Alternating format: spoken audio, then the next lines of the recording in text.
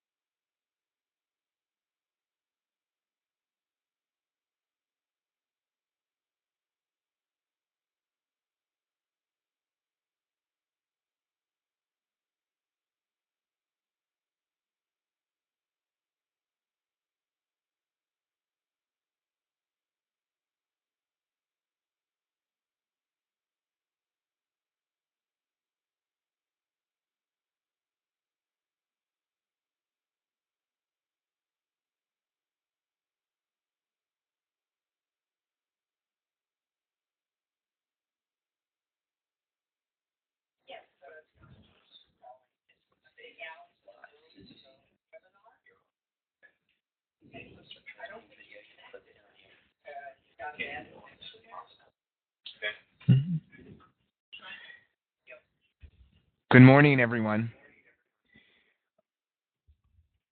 We're just going to wait a few minutes because some people are signing in.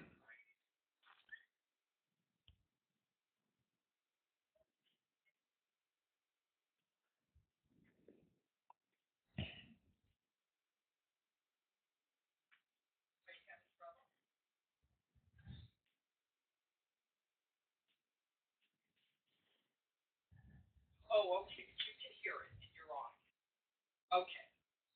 We can't hear him. He's on. Okay, you're on. I just wanted to make sure you're on. All right, he's on. We can't hear him. He doesn't have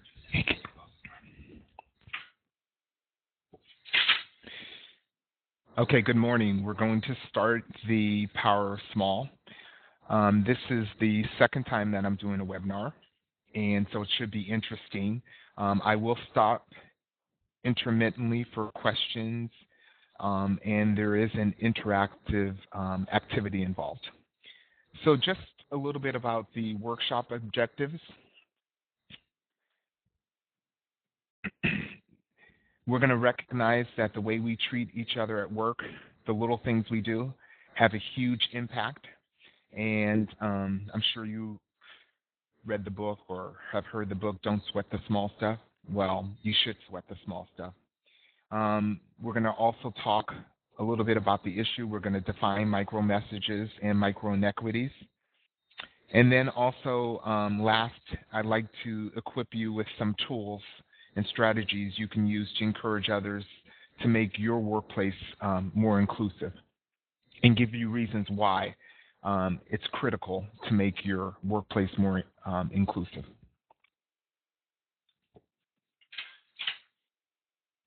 Okay, this workshop will address the daily messages we send one another at work that cause us to feel included or excluded. engaged or discouraged, valued or overlooked. And basically, this is a wake-up call to corporate America. Because these messages are so often subtle, they've been largely overlooked by corporate organizations, yet their impact is enormous. And so I'm hoping that you'll look at this as an opportunity, and the insights you will get will improve your relationship at work, home, and in your community. It's also going to show you how to make your significant breakthroughs in your organization by learning to engage and value people. And that's basically really what today is all about, really engaging everyone in your workplace to make it more productive, more creative, and more innovative. So let's start. Let's just let me define what I mean by what are micro inequities. And again, they're very subtle messages that build up and have a huge impact.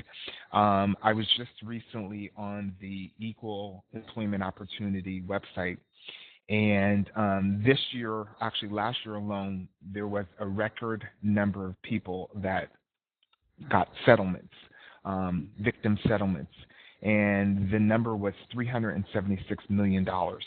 Now, these aren't those kinds of messages because they're very subtle. You couldn't prove that they're discriminatory in nature.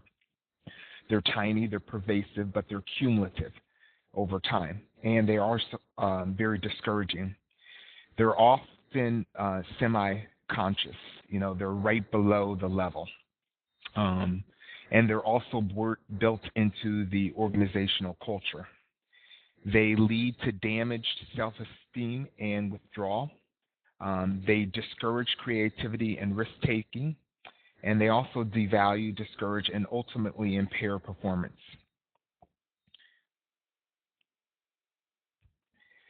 So now that I've given you the definition, I'd like to give you about maybe 2-3 minutes to share an example of a microinequity you've experienced, and then I'll tell you some of the ones that I have. And then what did you do in response to that microinequity? Did you speak about it directly to the person? Did you stay silent, or did you complain to others? So again, I'll give you 2 to 3 minutes. You could either write it in, I guess, to the main room, or maybe then I could unlock the talk, Rich, for them to have a discussion. Yes. So I'll give you about 2 or 3 minutes.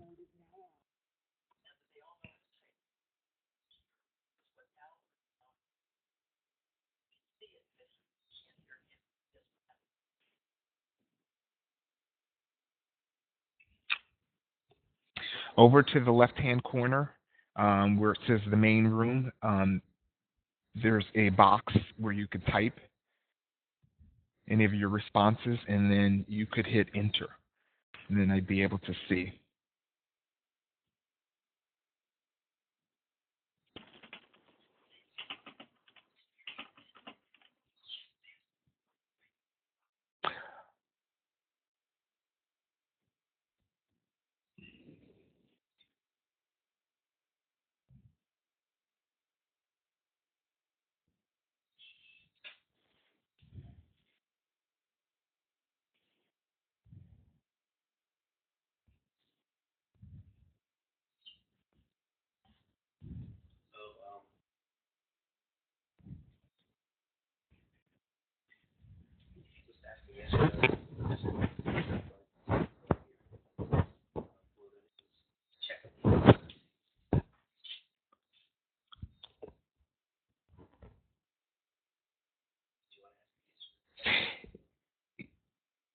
Yes, I've asked you to share an example of a microinequity, and the room is filled with 19 people. So maybe I'll just ask it. Oh, great.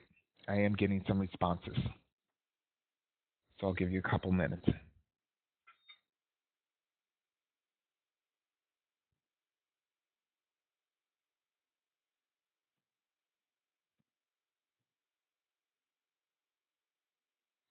Okay, Regina is saying that she recently experienced this with her child in school, talking to the assistant principal regarding a program for Black History Month. There was no plans to have a program and had no valid reason why, so I expressed my dissatisfaction and emphasized the need to share this history with all children.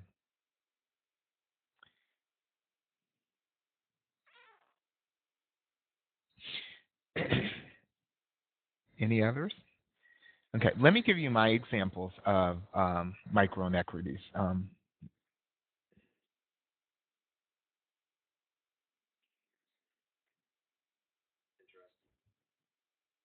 Oh, great. Yes, Kelly Deanan also wrote an interesting one is as I see and when we receive cover letters addressed to dear sirs or dear gentlemen, right? So blanketing everyone to be male, so it's not gender balanced. There are some very interesting ones. I know one of the micro inequities that often happen when I'm bringing in someone to the office or we have a candidate that's filling a high-level position. Generally, we'll bring in the candidate and we'll start introducing them to the top-level people. And then we pass by the administrative assistants, secretaries, and never do any kind of introductions with that person. Then also, there are some very other interesting ones is when I recently started at Geisinger, and information is very powerful. And so also withholding, not intentionally, but withholding some important information to make you very successful in your job is also another micro inequity. Okay. How many of you have experienced it? If you could just check in the box to the right of your name, and then that way I can get kind of like an indication of if any of this is resonating with any of you, the examples. Below your names, you'll find a check mark and an X. If you click on the check mark, it'll check next to your name. If you click on the X, it'll put an X next to your name. The check mark generally indicates an affirmative, and the X a negative.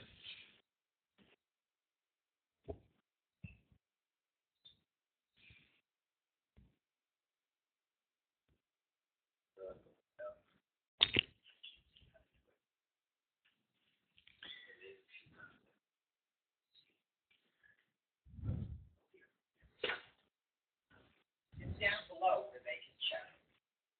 All the simple check are down below. You actually have to find the symbol below your name, Below everybody. below everyone's name, and there's a check and X. So you can put a check to indicate you've experienced that, or an X to indicate you haven't.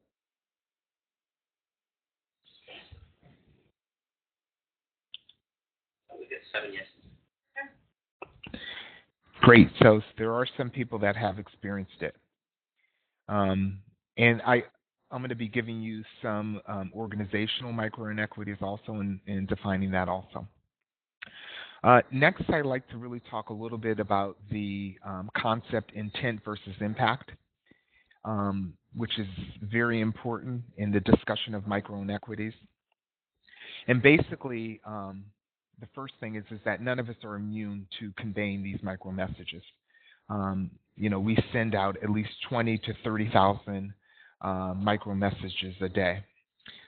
They are universal. All cultures have their unique forms of sending and receiving these messages. And using your own filters or lenses can lead to faulty conclusions. And that often occurs as is that when someone makes you aware that you sent a micro inequity micro message, you basically say, well, that's not what I intended to do, or no, I didn't do that. You're using your filters for that lens, and that could lead you to faulty conclusions. And then become aware of the culture in which you are immersed in. And basically that's the when in Rome, do as the Romans do.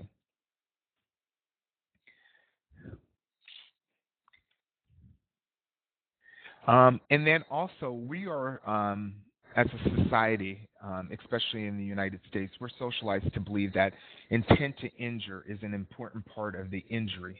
And it is certainly critical to actually dealing with the injuries at the hands of others, but it really isn't important when you're having this type of discussion. I often share when I'm doing the orientation sessions and trainings at Geisinger that what do people actually remember, your intent or the impact? And basically, patients, customers, your colleagues will remember the impact, not your intent.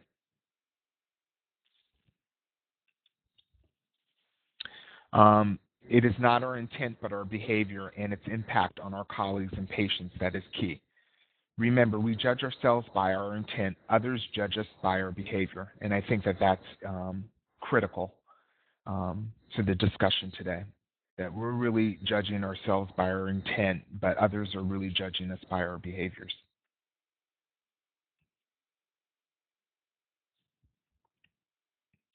And then there's often a disconnect between intention and impact. It's not only unintended, but no conscious intention whatsoever. For example, I'm preoccupied with meeting manuscripts or grant application and walk past someone without even greeting them in the hallway. And we've done tons of diversity workshops, and most of the people that are in our maintenance departments, environmental service workers, tell us all the time that basically when management, executive leadership is walking past them, they don't even acknowledge that person. And what is that? What kind of message is that seeing? Are you seeing them actually? Are they invisible to you? Are they not important for you to at least, stop what you're doing and greet them? That's also a micro inequity, micro message. Any questions? I'll give you a few minutes.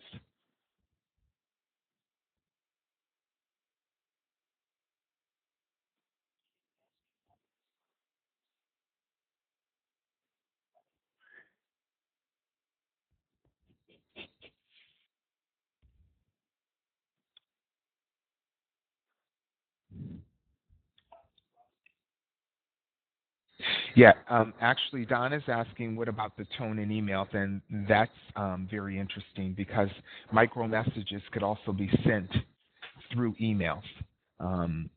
I was sending out emails when I was at here at Misericordia, and I would often highlight them or put them in bold. And I was told that that was an expression of anger. University should check out our new social networking sites. Friend us on Facebook, follow us on Twitter, and watch us on YouTube. Links for all three can be found at our admissions website, admissions.misericordia.edu.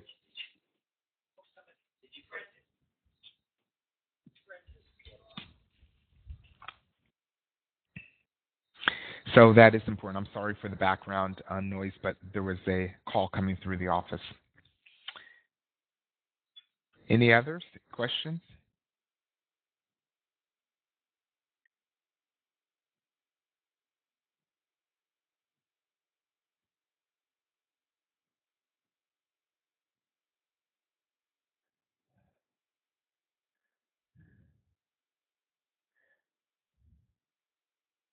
Okay, we'll move on a little more, and then again, I'll stop briefly if there's any more questions, discussions.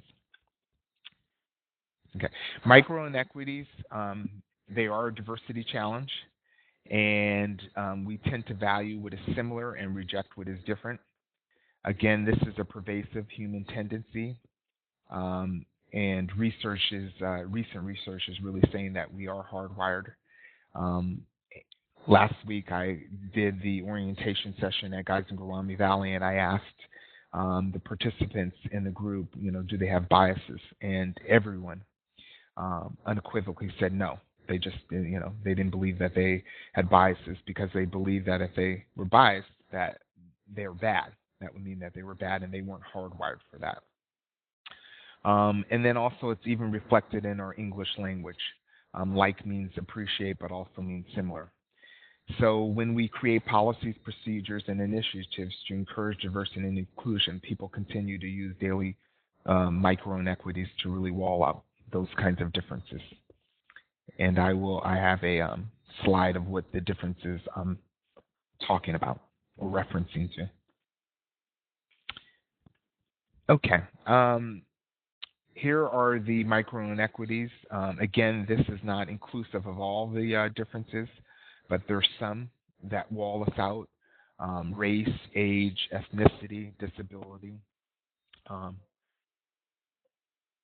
oh, I'm sorry. Actually, it may be hard because some of you aren't going to be able to see the because it's in black, and I'm not quite sure why this one is in black and the other ones were. If you can go a little closer. But anyway, I'll read them. Race is one, age, ethnicity, rank and position, where you are in the organization. You will be walled out. Your education. Do you have a college degree, high school degree, GED? If you have an accent, especially today, people become very impatient. In fact, I've heard many times when people are calling in technical questions to 800 members and they find that it's an overseas person, they will not tolerate or even speak to the person in a respectful manner to get the information that they need. Politics is a huge one. And we're very polarized at this time in our country. The region or country that you're coming from. Your appearance is another. Sexual orientation, religion, and also function and style. And the next slide really talks a little bit about micro inequities, and keep in mind all those differences. And you could see above the smiles are the people that aren't walled out, and then the people that are underneath are really bricked out. So just imagine all of those differences that I just mentioned. You will notice the ones that are underneath the bricks that aren't included. And that's how they feel at any particular part of the day or during the day. And the people that are included, you could see that they're happy because they're getting all the information. They feel very valued, innovative. They have equity of opportunity in their organization at all levels.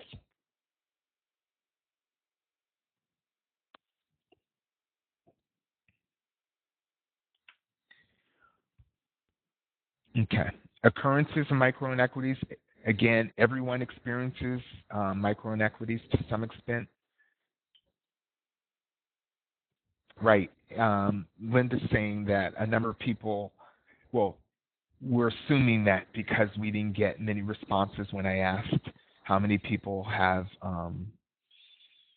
experienced micro inequities, a number of you didn't raise your hand or possibly didn't come up with any examples. But experienced more often by those who are different.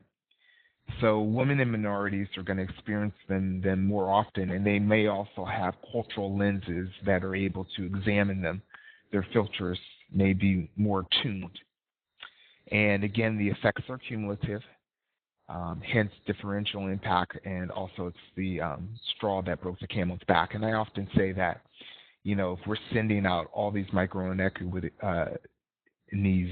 during the day, your one that you send out to the person may be the one that actually the person is reacting to, or may respond in a negative way towards you.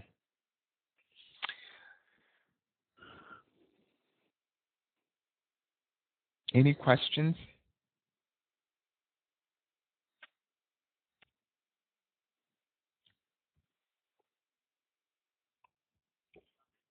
Comments, concerns? You could use the microphone button by holding it down, and then I'll be able to hear you, or then also you could write it in the chat room where Rich has indicated.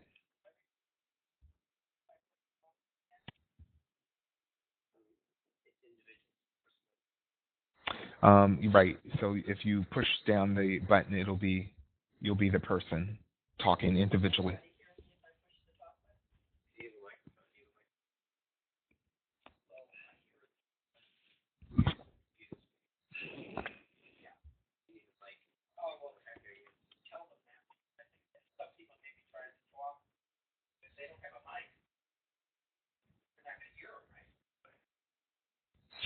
You need a microphone in order to use the talk function. But if you don't have a microphone, you can always use the chat area.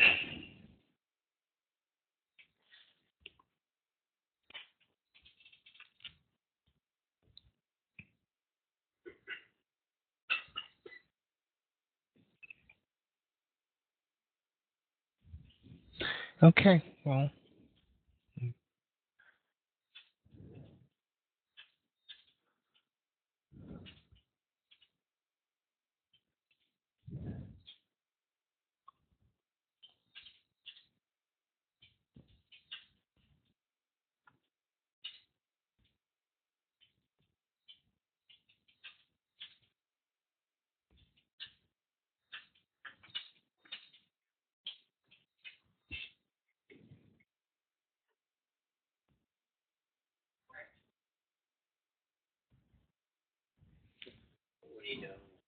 Yeah, I don't.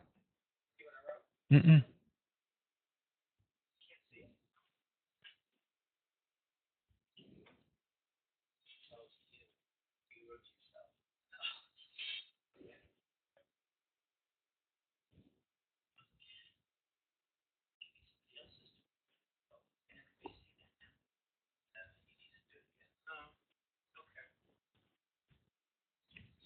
Make make sure that you're writing. If you have any questions, that you use it in the main room and you don't write it to yourself. And so to the left, it'll say the main room, and that's where you'll be writing in.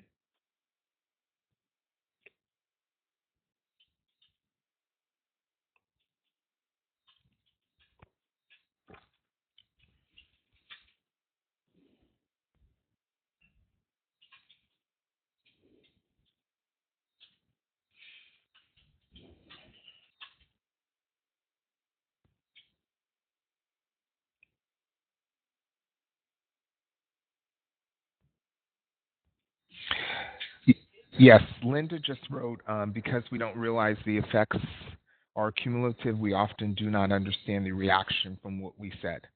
And that's an excellent point, because they are cumulative, and they are over time, and that people are responding not just to yours, but they're responding to all the other ones that they've been sent that they haven't reacted to, for one decision or another, why they didn't react.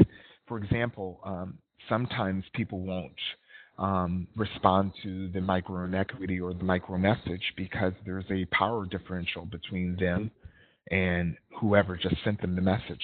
So it could be supervisor or supervisee, someone on an executive leadership team.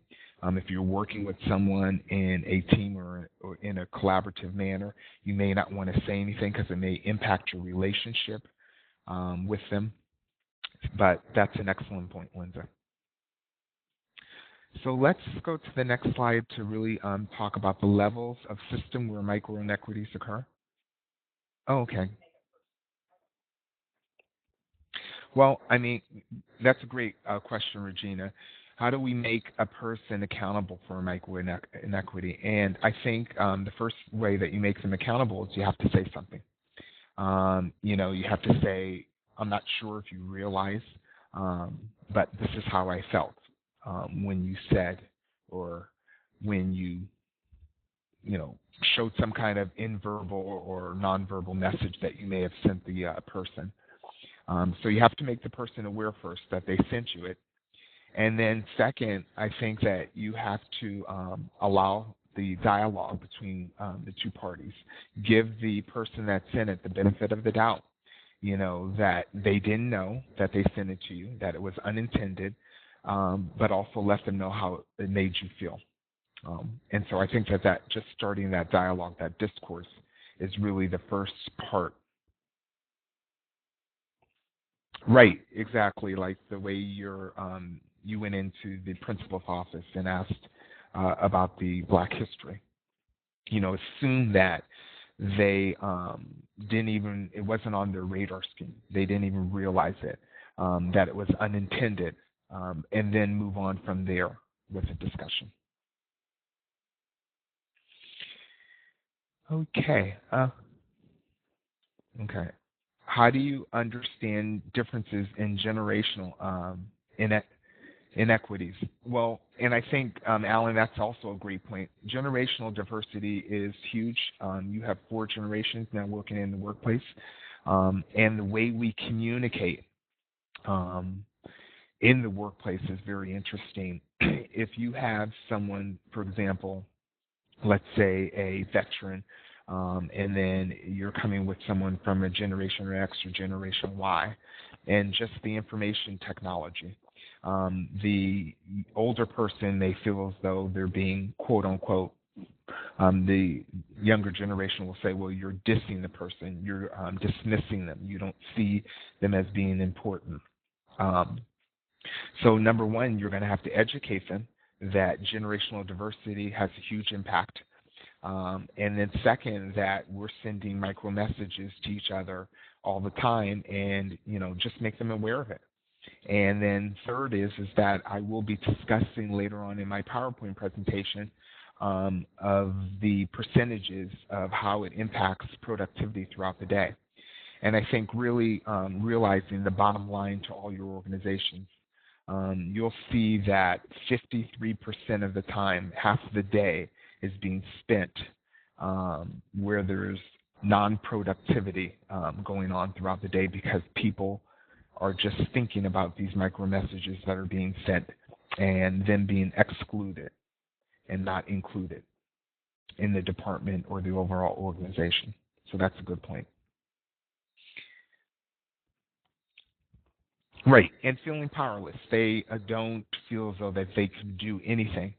And if they say anything, they're just fearing what will happen next if you bring it to someone's attention.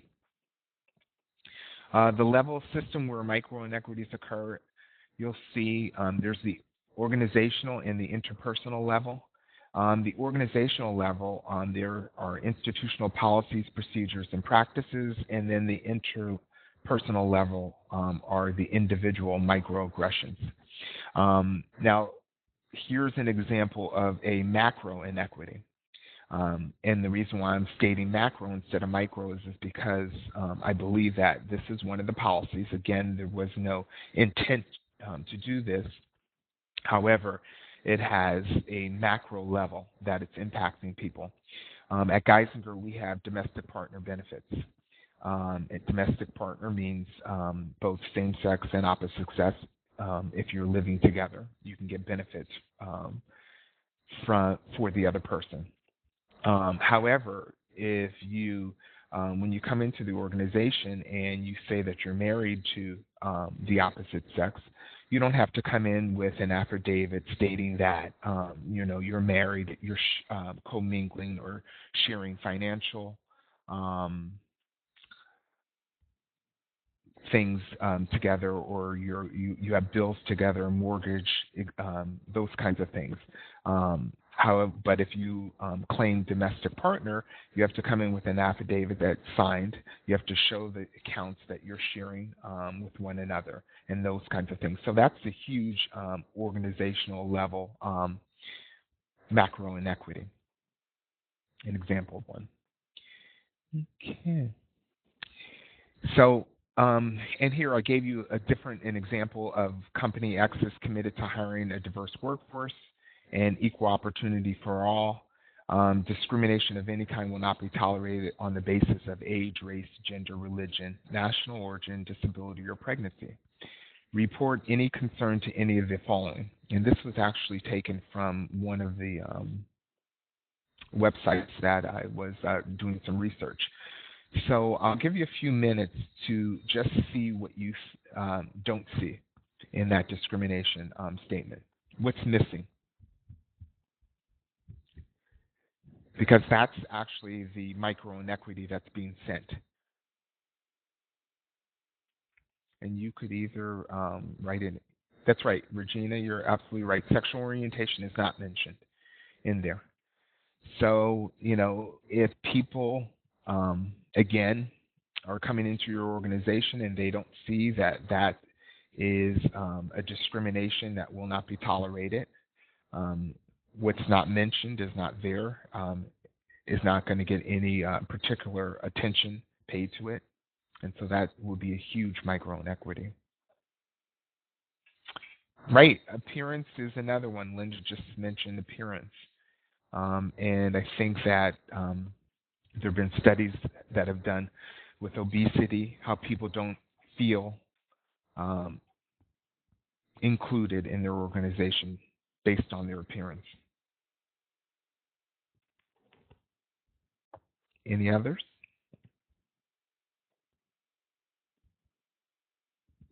And you realize that the second, it says age, race, gender. These are all under the Civil Rights Title Act 7. And that's very important to keep in mind, that they're all protected classes. And sexual orientation is still not federally protected, so that you can be fired based on your sexual orientation. Now, there are some organizations that have taken some progressive steps to putting that in their own policies. But I often say that it's better to be federally protected than organizationally protected. And that if sexual orientation was put into that statement, it would protect all of us, because all of us have one. Okay.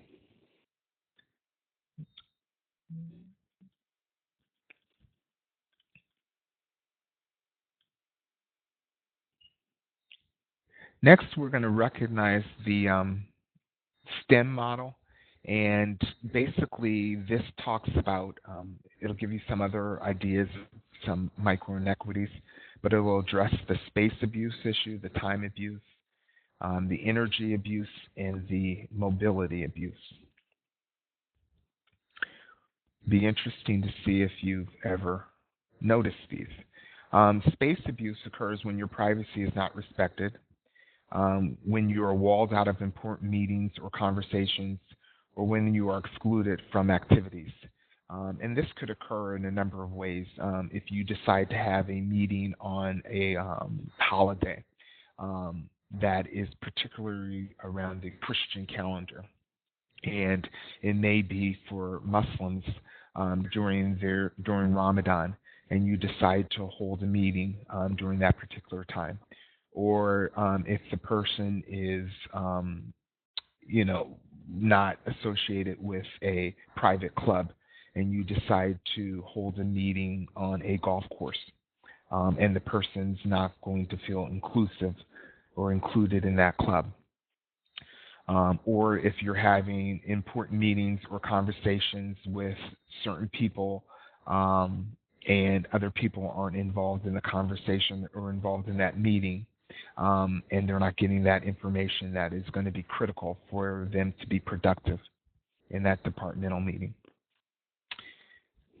And here are some examples, I'll give you some, of space abuse where business is conducted when it's not physically, it's not accessible for physically disabled people, where smoking is allowed and occurs. Again, an exclusive country club.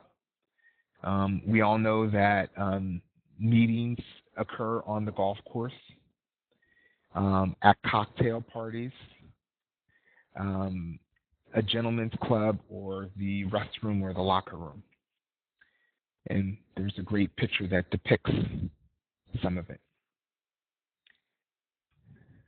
Okay, and then time abuse. When you spend time dealing with your boss who believes that you may be innately unable to perform, when you must spend more time on projects because you know you will be judged more harshly, and when you find others don't appreciate or accept that your time is valuable. This typically happens again with more so, and I recognize what's happened to me, more with minorities and women. I'm always, in the back of my mind, always spending more time on projects because I feel like I've always been told as a minority that you have to go above and beyond, that you have to exceed more, because you're going to be judged much more harshly. And so here are some examples of some time abuse. Okay. When business is conducted, it's always after regular business hours. So, say for example, you are a single parent, and someone says to you, "Well, I need you to stay for a project, or we're all going to stay for a project," and you say, "Well, I can't because, I have to find a sitter or babysitter." Well, people don't recognize that as being an issue. Or if in fact, the workforce is getting much older now, and you may be responsible for elder care. So, and if you're being judged with your performance on that, that's another huge issue. Being asked to work possibly on a Saturday or a Sunday. And then also, we always do things reflective around the Christian calendar, and then we hold things on high holidays for Jews and Islamic holy days. And I believe that everyone has seen the multicultural calendar. So that's a great resource to look at, that when you're scheduling important events or business meetings, that you stay away from those particular days.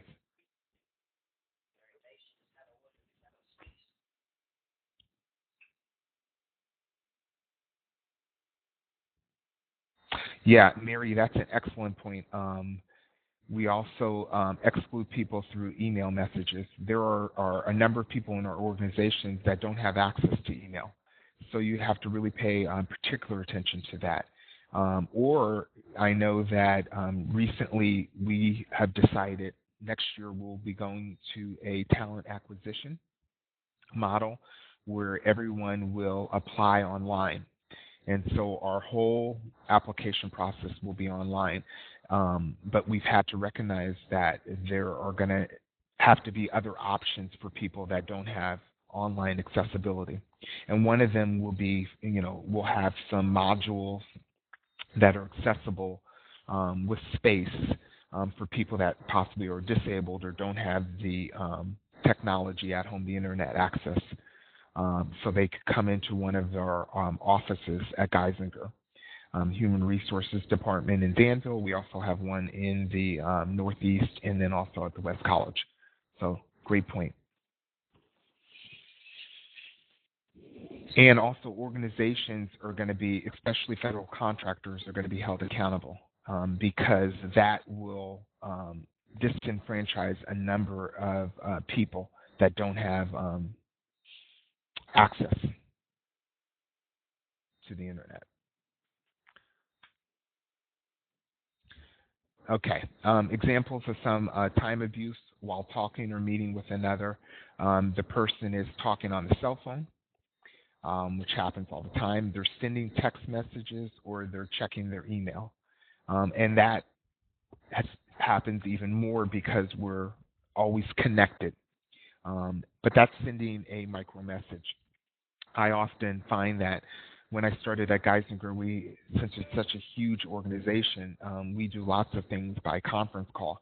And I find myself multitasking all the time and not paying particular attention of the content of the conference call, but checking my email messages or sending a text message to another person, thinking about what's happening. But that's sending a micro message that this isn't important at this particular time.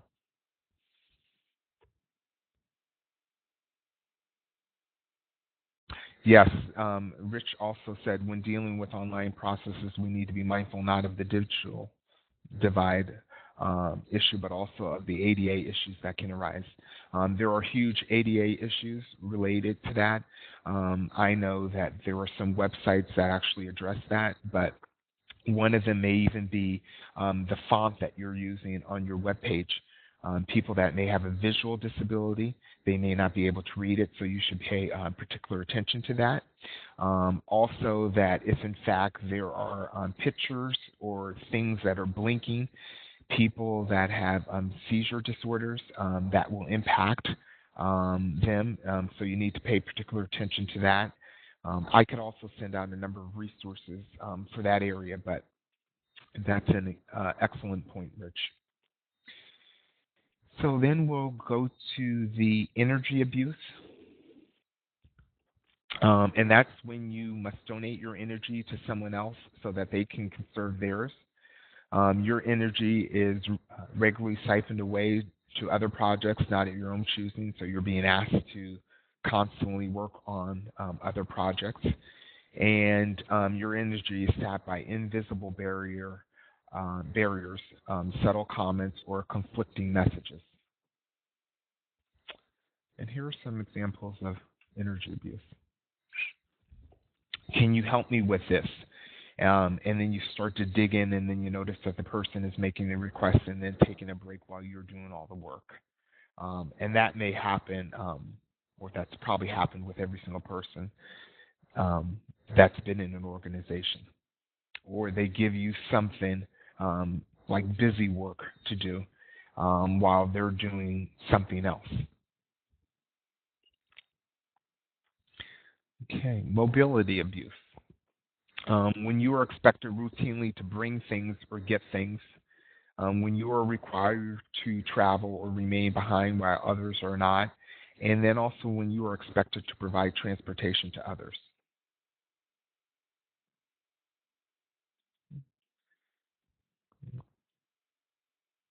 Okay. Examining policies, procedures, and practices. And this will talk a little bit again about the STEM model, the space, the time, the energy, and also the mobility. I'll just begin discussing how all these micro inequities are impacting people. They cumulatively marginalize minorities. They perpetuate hierarchies of social inequity and considerable amount of energy and emotion dealing with a perceived hostile environment. So this is the impact that's occurring when, again, you're sending out these micro messages. Again, they're cumulatively marginalizing people. People aren't being given the equity of opportunity in your organization. You're not using them in a productive manner. You're not managing their skills, utilizing the skills that they bring, their creativity. It perpetuates hierarchies in organizations. And again, it perpetuates the unequal opportunity. And here is the organizational level impact. Inhibiting the growth and development of the organization. Your organization is really going to remain stagnant. Restraining competition. Organizations, especially during this period of time, are very competitive to remain open. You're going to be misusing the resources in your organization. If people aren't bringing their whole selves to work or they're not able to be themselves, their resources aren't being allocated. You're creating unnecessary vulnerabilities and you're producing some inefficiencies.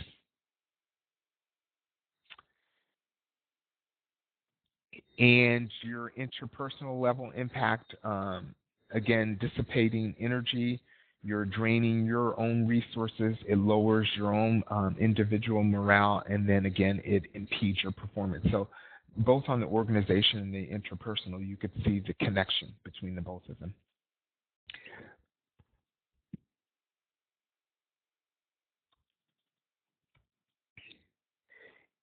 Now here's the fiscal impact of micro inequities.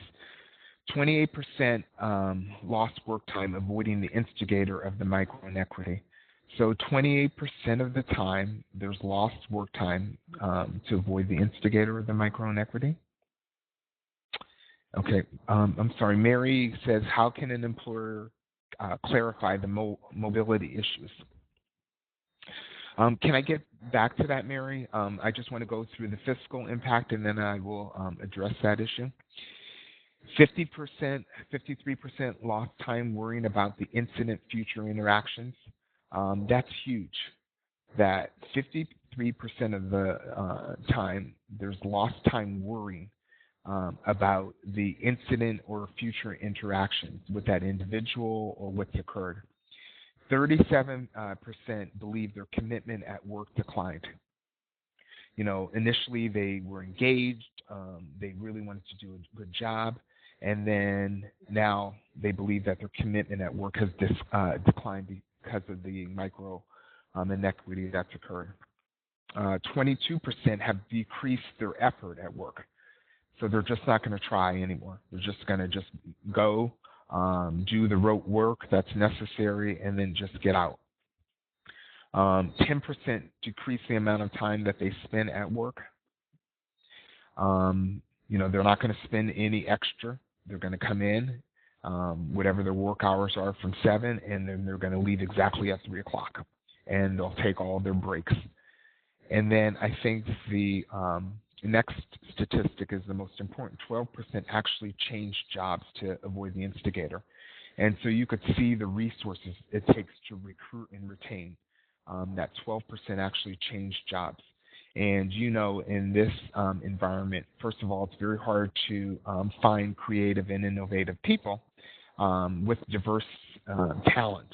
But then when you're recruiting and you're bringing in more people, that's also going to impact. How can the employer clarify the mobility issues? Well, I think that you really need to, the first thing I would suggest is that you do an audit. You go into your organization and do your own cultural audit addressing that issue. And then I would, hopefully, you would bring it to leadership's or human resources attention of what the issues actually are. And then I think that I would next do almost like a SWOT analysis and really just address the issues in some kind of fashion. And so you don't see it as a huge task that's not going to be attainable, that you just try to achieve them on a small level. So here's some examples of the fiscal impact of the micro inequities. Manager who never recognizes contributions, achievements of staff, instead of pounces on every mistake. And I think all of us can recognize having a manager at that of this caliber, that they never really recognized your individual contributions, what you did on the project, but they'll recognize your every mistake that you've made. And I often call it Monday morning quarterbacking. That they're looking for things that you did wrong instead of really recognizing your contributions. And I think that that's a huge thing that managers need to really do. Send out those small little things, saying that you did a great job, I appreciated your help. Even if you have to do it in an email message or text message or something, or even recognizing the person at a office meeting. Manager meetings with staff meetings that begin with, do you mean to tell me? Right off the bat, that's very confrontive. So you're already starting, pointing out to the person, do you mean to tell me you did this? And so that's going to be a very combative, confrontational meeting. And then managers with promotions available and no one in the department is aware of the qualifications and requirements. And this happens a lot. I am the EOE, Affirmative Action Officer, and managers should make it very, very transparent what the promotions for people in your whole entire department, what they are going to be, and what the qualifications and requirements, and making sure that everyone has the opportunity to apply for that position, and everyone's going to be given the equal chance to do that. But making it very transparent so it's not seen as being nepotism, favoritism, which happens. Okay. Carrying a powerful impact. Doesn't matter what message you send, only the message that was received. And that's very important, that there's a co-responsibility in terms of the sender and receiver.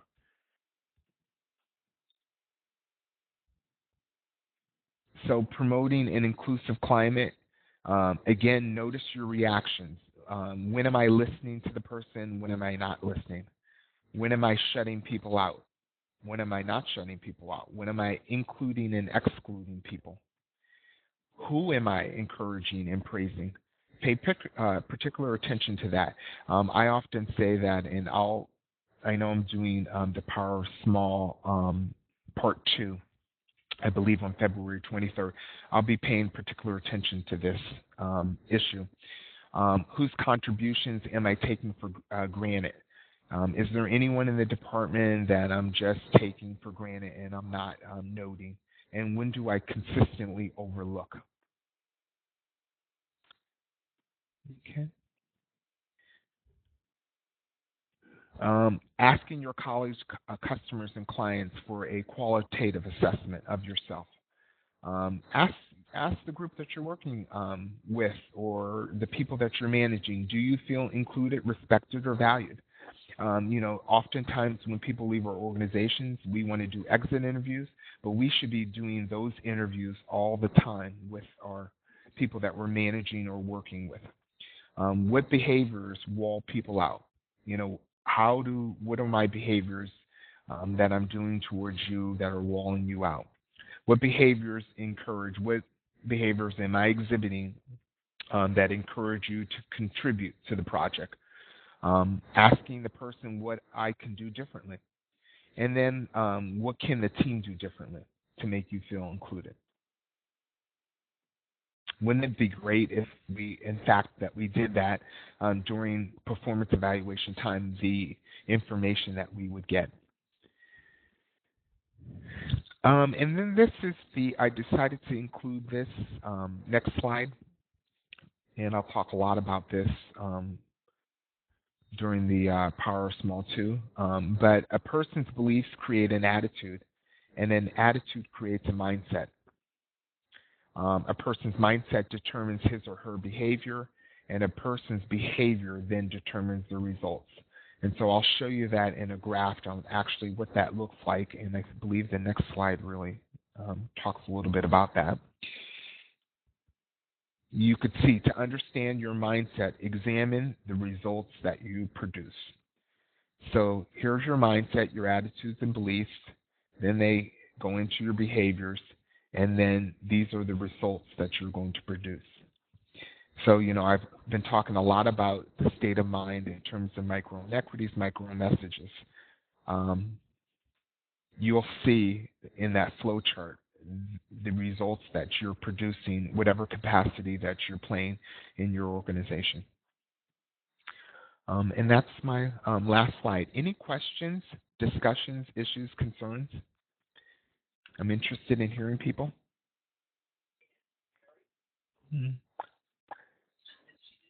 I did that.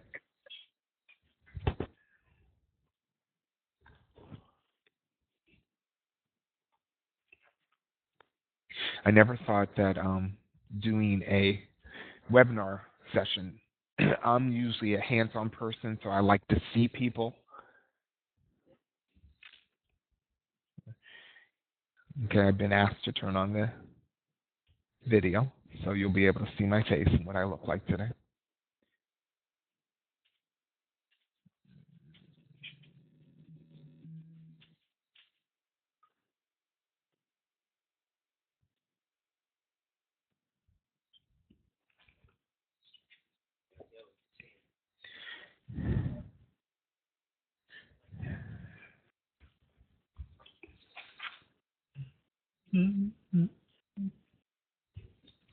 How do you get managers to pay attention to this? Well, I think first you have to tell them the fiscal impact. Explain the fiscal impact and how it's impacting their bottom line. And then second, you need to make them aware of how much it's occurring throughout the day. And then third, basically making them aware that, I don't feel included, I feel very excluded, and how that's making you feel. Yes, Amy's asking, will we be able to get a copy of the PowerPoint slides? Yes, it'll be in the archives, and Brenda will give you the access to the archives, to that room. So actually you'll be able to sign in the same way, and then you'll be able to actually access the PowerPoint presentation.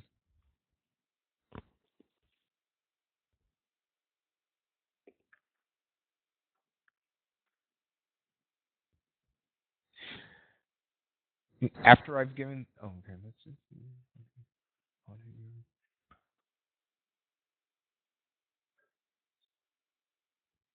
Yeah, Meredith just says, how do you empower people to speak up about this without being worried about being branded as a whiner? I'm going to be paying particular attention to this in the Power of Too Small Part 2. But that's huge because organizations will, or you may feel as a colleague that the person's just whining all the time.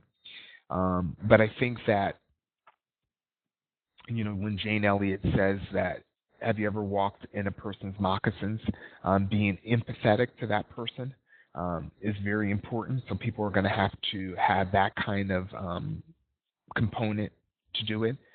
And then second is that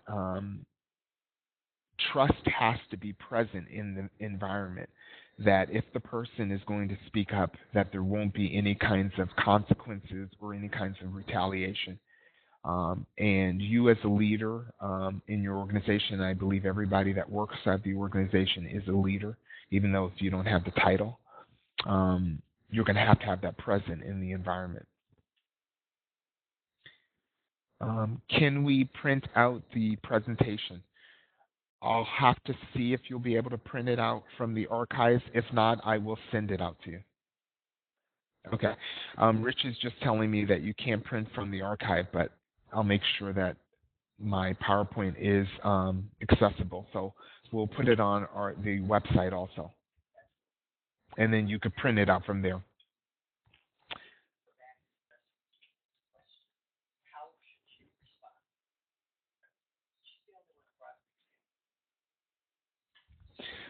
Linda wants me to, Regina, I'm not sure if, hopefully that you're still in the room, how you should have responded to the individual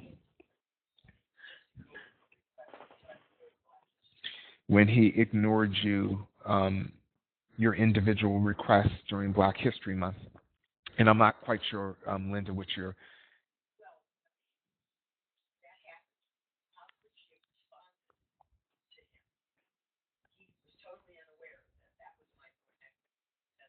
Mm-hmm. Well, I mean, I think you have to make the person aware that they sent that micro inequity to you. Because you're not doing anything in terms of Black History Month, recognizing that Black History Month is U.S. history is extremely important. So conveying that kind of message to the person, again, recognizing that the person's not doing it intentionally. So saying to the person, I'm sure that you've been unaware that you have sent out this micro message, and you're sending it out to the school as an institution. But this is the impact of it. When the students aren't getting this history, this is how they're going to be impacted at that kind of level. So I think also the again, going back to my first issue, we'll discuss that, and I think that that'll also be in the Power of Too Small, where it'll be more skills-based, where you actually get those kinds of skills. Was that helpful, Regina? See him though. It's the webcam open. Okay, great. Thank you. If I could get it. Now that I've talked a little bit about micro inequities, how many of you feel that you've now experienced them? Check the box on the right-hand side where your name is. Right, it's underneath the names, each of the boxes. If you just check the box, great. Okay. So there are a number of you saying yes. Oh, thanks, Kyle. Any other examples, possibly, that you've had of micro inequities?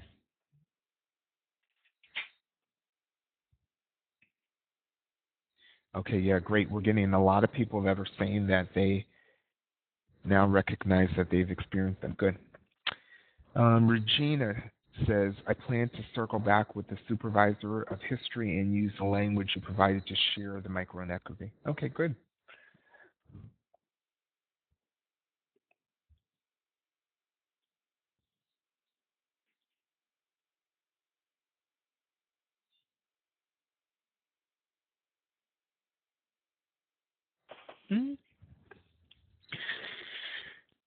Before I close out today, just what are your thoughts? Do you think this is a good vehicle for presentations, the webinar, the WIMBA?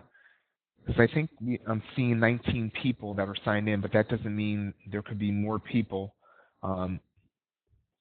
in your room that aren't actually signed into the room.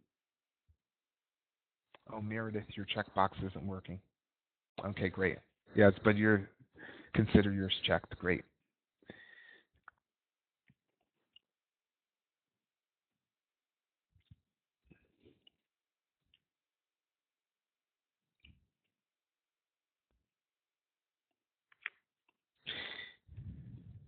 Okay, great. So there are some people that think it's a great idea, and I think that we're going to continue them and continue to get the bugs out of them. Just a little bit about action planning. What is something that you can start doing? I think I want you to pay just some attention to this for part 2. What is something you can start doing to make people feel respected and valued in your organization? And what is something you can stop doing that causes people to feel excluded? So actually, you could see that I'm having you look at your own behaviors first, and then we could start to examine others. So what are some things that you could do to stop people from feeling excluded or overlooked in your organization, and what is something you could start doing to make people feel respected and valued in your organization or in your department?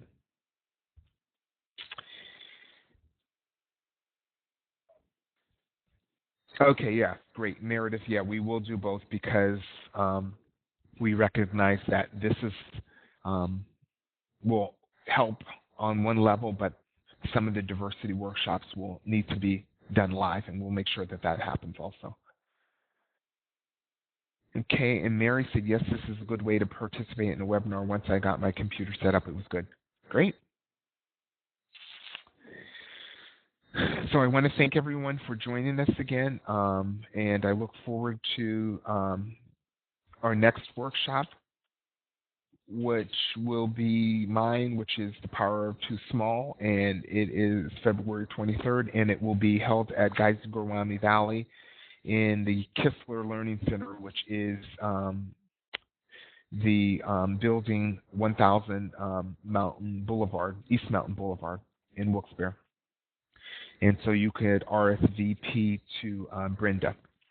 And enjoy the snow tomorrow if we're expected to get. Thank you very much.